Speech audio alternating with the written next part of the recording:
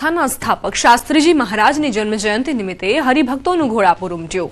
વસંત પંચમીના પાવન પર્વે મહેડાવ મંદિરમાં ભક્તિભાવપૂર્વક ઉજવણી કરાઈ। નીલકંઠવર્ણી પ્રભુના જળાભિષેક સાથે ગુરુવર્યને પુષ્પાંજલિ અર્પણ કરવામાં આવી।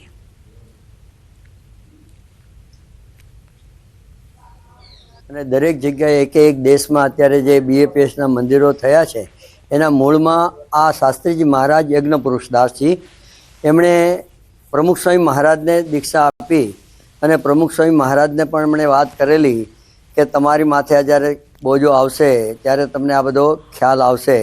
અને એમણે રીતે પ્રમુખ સ્વામી મહારાજને બહુ નાની ઉંમરે સંસ્થાના પ્રમુખ તરીકે નિમેલા અને એ શાસ્ત્રીજી મહારાજે જે આ ગામમાં પ્રગટ થઈને અત્યારે બીએપીએસ સંસ્થા વિશ્વમાં વ્યાપક થયેલી છે।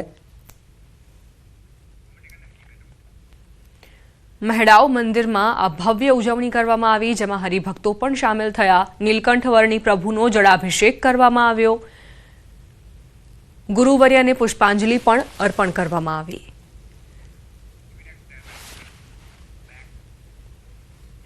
સમાચારોમાં આગળ વધીએ। સુરતમાં રખડતા શ્વાનનો આતંક વધ્યો છે। દરરોજ 100 થી વધુ શ્વાન કરડવાના કેસ નોંધાઈ રહ્યા છે। શ્વાનના હુમલાના કારણે સ્થાનિકોમાં ભયનો માહોલ વ્યાપ્યો છે। વારંવાર ફરિયાદો છતાં કોઈ કાર્યવાહી નથી થઈ રહી। ખાસ કરીને ઘરની બહાર રમતા નાના બાળકો અને મોર્નિંગ વોક માટે નીકળતા વૃદ્ધો પર શ્વાન હુમલા કરી રહ્યા છે। કાર્યવાહી ન થતા લોકોમાં રોષ જોવા મળી રહ્યો છે। સ્થાનિકો દ્વારા પાલિકા તંત્ર પાસે તાત્કાલિક કાર્યવાહી કરવાની માંગ ઉઠી છે। ડોગ બાઇટમાં આપણે ત્યાં 100+ ઉપરથી આંકડો થઈ ગયો છે અને એમાં નાના લઈને મોટા છોકરાઓથી લઈને બધા આવે છે અને એમાં બધી કેટેગરીના આવે છે અને